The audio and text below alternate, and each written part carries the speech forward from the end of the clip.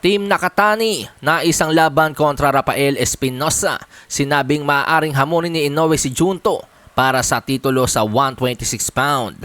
Ang tag team tandem ng The Rings 2024 Fighter of the Year finalist Junto Nakatani at The Rings Trainer of the Year finalist Rudy Hernandez ay nauunawaan na kailangan nilang magpanday ng sarili nilang landas at hindi na lang basta maghintay para sa laban nila laban kay Naoya Inoue. Ipinakita ni Inoue sa kanyang pagkakapanalo kay Ramon Cardenas nitong nakaraang buwan na maraming pwedeng magbagong plano sa isang malakas na suntok. Si Nakatani ang WBC World Bantamweight Champion at si Inoue, ang undisputed sa Junior Featherweight Division, ay nakatakdang magharap sa isang super fight sa Japan sa susunod na taon.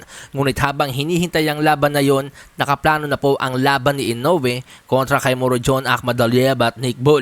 Si Nakatani ay nakatakda namang harapin ang IBF World Bantamweight Champion na si Ryosuke Nishida sa darating na June 8, kung saan nakataya rin ang bakanting ring title. Malamang na ito na daw ang huling laban ni Nakatani sa Bantamweight Division. Habang hinihintay ng Team Nakatani ang paikipagtuos kay The Monster, iniisip naman po ng trainer ni Junto Nakatani na si Rudy Hernandez na umakyat ng 2 weight class upang harapin doon ang WBO World Featherweight Champion na si Rafael Espinosa at pwersahin si Inoue na sa featherweight na sila magharap. Wika ni Hernandez sa panayam sa kanya, kung hindi namin makukuha ang laban kay Inoue, pwede kaming umakyat muna at labanan si Espinosa. Kung iaalok sa amin ang laban na yon, tatanggapin namin agad. At si Inoue ay maaari maipaglaban sa amin sa 126 para sa featherweight title. Gusto kong dumiretso sa isang laban kontra Rafael Espinosa para sa WBO featherweight title. Napakagandang laban ito dahil dalawang matangkad at mahuhusay na boksingero ang magtatapat. Ito ay makapagbibigay ng mas mataas na reputasyon kay Junto. Mapapahanga niya ang mga tao.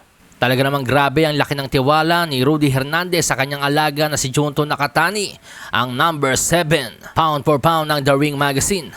Akalain nyo pati ang tallest featherweight champion sa kasaysayan na si Rafael Espinosa ay parang hindi nila pinangingilagan. Matatandaang noong nakaraang buwan ay nainsulto na rin si The Monster Naoya Inoue sa sinabi ng trainer ni Nakatani. Dahil sinabi nito na mas nais nilang labanan si Inoue ngayon kesa bukas. Dahil ayaw nga daw po nila magkaroon ng palusot si Inoue kapag tinalo nila. Ayaw nila makarinig na nagkaedad na kasi si Inoue kaya lang nila tinalo. Pero belta nga po ni Inoue dyan kay Rudy Hernandez, 1 taon mula ngayon nasa prime pa rin ako.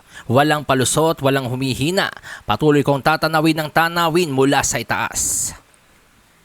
Sahin ang baraha, patunayan mo sa'kin ha. Sino man ang mabunot na kalaban, di ka tatakbo ha. Sa bayan ko sa bayan, papalag ako para sa bayan. Basagan na bungo para sa'kin, putek, pabor, pangayan.